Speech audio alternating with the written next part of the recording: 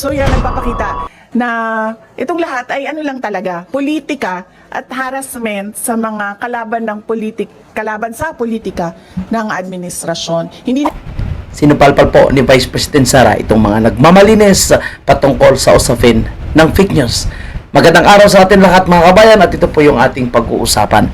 Isa po dito na sinasabi po ni Vice President Sara at sinagot din yung tanong ng mainstream media kung ano po yung kanyang komento patungkol sa mga malisyosong pagpapakalat ng disinformation, fake information sa kanya gamit po yung ChatGPT. At kilala na rin po ni Vice President Sara kung sino yung mga grupong ito. So marami daw umano ito. Ngunit itong nasa Malacanang, yung nag-share lang si Mayor Baste at the same time si Senator Bato de la Rosa ng isang AI generated na video na nagpapakita ng positibong pagpuri, positibong pagkilala kay Vice President Sara. Abay, nagalit na ito at dapat daw hindi mismo daw sa Vice Presidente nang gagaling yung paulit-ulit na mga source ng fake news or unli. Kasi po, binibiro din po ni Vice President Sara itong si Claire Castro na sila po ay magpinsan nitong si Franz Castro. Actually, hindi lang si Franz Castro para sa akin yung pinsan nitong si Claire Castro Mukhang isa po sa kanilang nawawalang kapatid ay itong si Attorney Conte.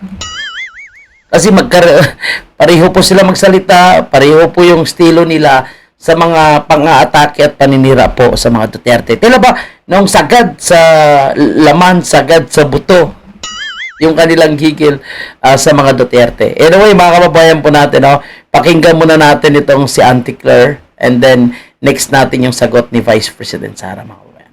Ang pag-share ng mga katulad na ganyan, muli, disinformation, fake news, hindi po sana nanggagaling sa mga opisyal ng pamahalaan.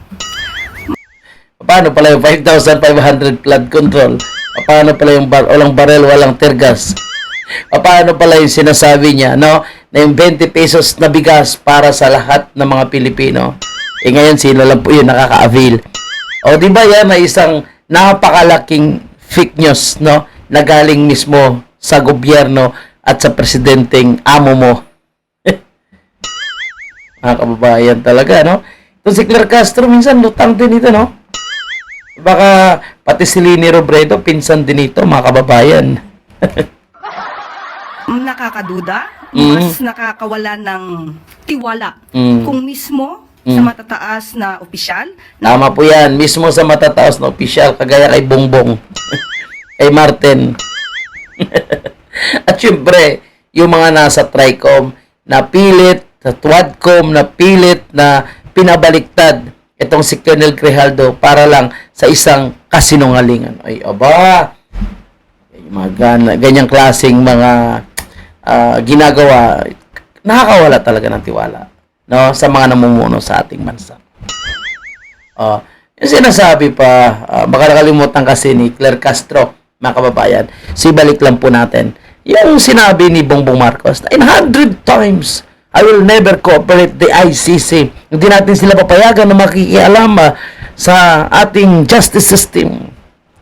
Grabe. At nung tumatakbo pa lang siya, sabi niya na once na nakialam na yung Amerika sa issue ng West Philippines, kakalabanin na tayo ng China. Hindi daw siya papayag na makikialam yung Amerika diyan sa issue ng West Philippines. Idaan sa magandang usapin, makikipag-dialogo sa China. Boom. Nung nanalo siya, wala na, nakalimutan na. Inalaban agad ang China. Nagagaling ang mga disinformation at fake news. At mabuti po at ito ay na-correct. Napansin po ng ating mga kababayan. Yan ang mga umamin pag may pagkakamali. Yung amo mo, dapat sabihin mo, umamin ka. Na fake news ka. Ang sabi nga po natin, kahit po ang PCO, ang pamahalaan ay gumagawa ng paraan para mapahinto ang fake news. Pero sure ba? mas kakayanin po natin ito kapag po tayo tulong-tulong. Katulad po ng sinabi Ayun lang.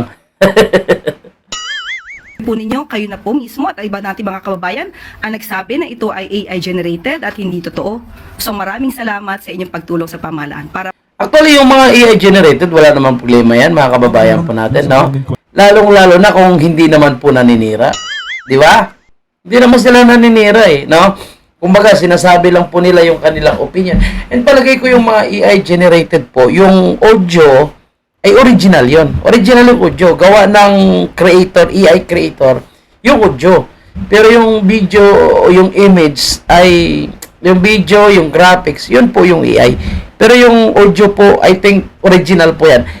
Kagaya po yung mga nagtitrending ngayon na BB Vice President Sara, BB Bato, and BBPRRD, no? So, yan po is mga AI generated na mga videos, no? Yung images. Pero, yung audio is original. So, parang yun din po yung sinasabi ni Claire Castro, eh. Yung audio nun na na-capture is parang original. Pero yung video lang po, yun yung hindi totoong event, kundi isang AI generated lang. So, I think para sa akin, mga kababayan po natin, lalo na ngayon nandito na po tayo sa mga bagong teknolohiya, no? With the AI technologies. Okay lang po magkaroon ng mga AI, pero wag lang po yung pagdating sa punto na kailangan na ninyong gumamit, no, ng mga paninira pang-aatake na mga fake para po kay Vice President Sara. So, di ba? So, bakit hindi kino-call out yan ni Claire Castro, itong nagbo-boosting na maganda yung advokasya ni Marcos Jr., yung binobosting yung magandang imahe ni Marcos Jr. at dinidemonize naman, no, itong si Vice President Sara. So, nabisto na po yan, ibinalita na po yan ng Bilyonaryo News. So, bakit hindi pala ina-actionan niya ni Claire Castro? Ito, pakinggan nyo, no, maganda po yung sinabi ni Vice President Sara sa kanyang presscon. At dinipensahan niya rin po yung mga vloggers na inaatake, tinatakot, pinapatawag ng TRICOM. Question here from the Billionaire News Channel. Comment lang po dun, they are asking your comment regarding dun sa report ng OpenAI, the mother company of Yan, OpenAI po. The PR firm of the son of Yossi Tanco, a billionaire, is behind the anti-Sara Duterte post online using ChatGPT platform. And your comment, ma'am. Oo. Actually, hindi lang yung kay Tanco, no, ang kumpanya na nagpapatakbo ng program sa na anti-Sara Duterte online, anti-Duterte online, no. Meron pang mga ibang kumpanya na alam namin na ganun yung ginagawa nila at alam din namin na bayad sila. Kaya ako nagsasabi lagi, no, na yung ginagawa sa akin ay threats, harassment, and intended to disqualify me from the 2028 presidential elections. Kasi Di ba, mga kababayan po natin?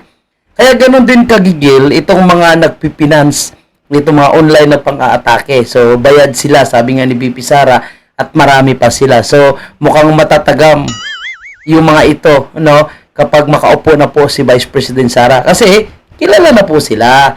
Ito yung napaka-importante, yung may nagbibigay ng mga lehitimong impormasyon. So, bakit pala hindi inaalam ito, no, ng administrasyon ni Marcos Jr.? Kasi kung ayaw nila ng fake news, mga kababayan po natin, dapat patas po sila.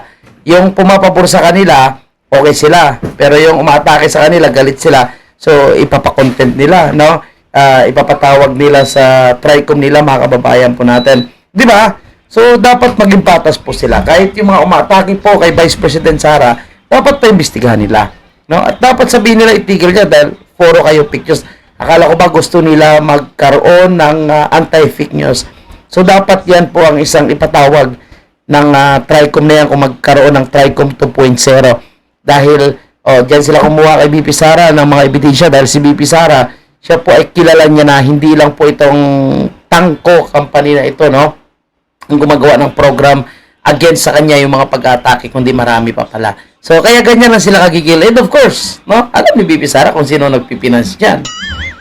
Di ba? Kamusta kaya si Tambe? Kamusta kaya yung mga nasa Malacanang dyan? Baka kilala nila yan, yung mga atake kay BP Sara. Imagine mo, demonizing BP Sara and promoting, boosting Bongbong Marcos and Martin Romualdez. Wow! tulad niyan, tingnan nyo, noon may Tricom ba ang tawag, no? Oh, Tricom, tama. Anong Quadcom, tapos may Mm. Tricom. Yan. For fake news and for fake news. Yes, may Tricom Bloggers. na for fake news. Pero kung makikita nyo, ang mga tinawag nila doon ay mga lihitimong Tama. owners Yun, ng tama. Facebook account using their freedom of speech and expression.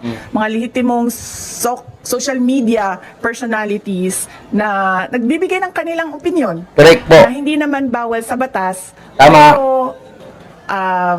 nakakalungkot kasi yung kanilang opinion pro Duterte, pro Sara Duterte, at yun ang iniimbestigahan. Pero ang mga tulad nito, mga kumpanya na ang negosyo nila ay gumagamit ng mga program para sirain ang pangalan ng isang tao ay hindi man lang kahit isang beses tinawag doon sa Tricom. Kasi po, Vice President Sara, kakampi nila yan eh. Di ba? Kakampi nila yan. Nakita naman po natin, no? Out of 43 ba yun na mga pinatawag, no? Siguro 90% doon is mga Duterte vloggers. So, kita naman natin yung kanilang pattern. At gusto nilang magkaroon din, no, ng pagkontrol sa iba't ibang social media platform para yung mga umatake sa kanila, yung mga hindi man umatake na gumagamit ng troll farm, gumagamit ng mga fake account, kundi yung mga totoong tao kagaya natin, no, na nagsasalita, nagbabatikos sa kanilang maling ginagawa. And of course, yung mga pambubudol na mga matatamis sa salita nila. Yun ang mga pinapatawag nila. Kasi takot po sila. So, kita mo natin, may mga casualties daw. Casualties daw dahil sa vloggers, si Abante and si Fernandez. Na investigation ng House of Representatives. So yan, nagpapakita na itong lahat ay ano lang talaga, politika at harassment sa mga kalaban sa politika ng administrasyon. Hindi na yan ang galing sa amin, sir, ha? Hindi na kami nagsasalita kung anong mga panggigipit ang ginagawa sa amin. Tumatahimik na lang kami, yung mga kaalyado namin tumatahimik na lang. Yan talaga, tulad nung pag-amin ng mga congressman na may natanggap silang pera Ayan, ha? Yung sinasabi nyo na walang bayad yung impeachment. Yung sinasabi nyo lehitimo at sumunod sa batas yung impeachment process. Oh, asan yung mga tumanggap ng pera na yon? palit ang signature, yung nilabas ng OpenAI na isang kumpanya na involved sa paninirang puri ng mga tao ay hindi galing sa amin, galing na sa universe. Para lang ipakita sa mga tao na kung anong ginagawa ng administrasyon. Puro politika, walang trabaho. At ngayon gusto pang i-blame, no, sa akin ang bagsak na ekonomiya ng Pilipinas. Yan lang po mga kababayan po natin, no? Pati yung pagbagsak ng ekonomiya, pag-withdraw ng investors, isisipa daw po kay Vice President Sara dahil hindi may tuloy ang proseso ng impeachment. Sabi nga ni BP Sara, may impeachment o wala, talagang wala namang investors. Di ba? So ayan, yung mga pag-amin, no, binanggit din po ni Vice President Sara at yung pag-amin ng mga pumirma and of course itong mga disinformation gamit po yung bagong technology para sirain po si Vice President Sara. So, kung talagang gusto nila ang fake news, lalo na po itong si Claire Castro, no, sinisisi niya na mismo daw galing kay Vice President Sara ang fake news. So, matindi po actually, Claire Castro yung pabiro po ni Vice President Sara na magpinsa kayo ni Claire Castro. No? Kung ako sa'yo, tanggapin mo na lang yan. Kasi wala naman po kayong pagkaiba, no? At hindi po yan pagpapakalat ng fake news. Dahil magkapareho naman kayo, mukhang si Conte nga, magkamukha rin kayo. And dapat, sinasama din ni Claire Castro itong fake news na itong ChatGPT na ito. Dapat sinasama niya po yan. Dapat ibanggitin niya po dyan sa kanyang press con, no? Para naman mabigyan ng attention yan. Kasi hindi po yan basta-basta mga kababayan po natin, ha? Bilyonaryo nagpapatakbo. At sabi ni BP Sara, marami pa sila. At bayad sila. So, alam natin kung sino yung pinopromote, di ba? So, edi siya yung buwabayad. Sino ba yung pinopromote ng ChatGPT? So, yan lang po muna mga kababayan po natin. Maraming salamat po sa inyong lahat. And huwag kalimutan mag-like, mag-share, and Bakit hindi pa kayo nakasubscribe? Pasubscribe naman po ng ating channel. Thank you and mabuhay po kayo. Mabuhay po ang bansang Pilipinas.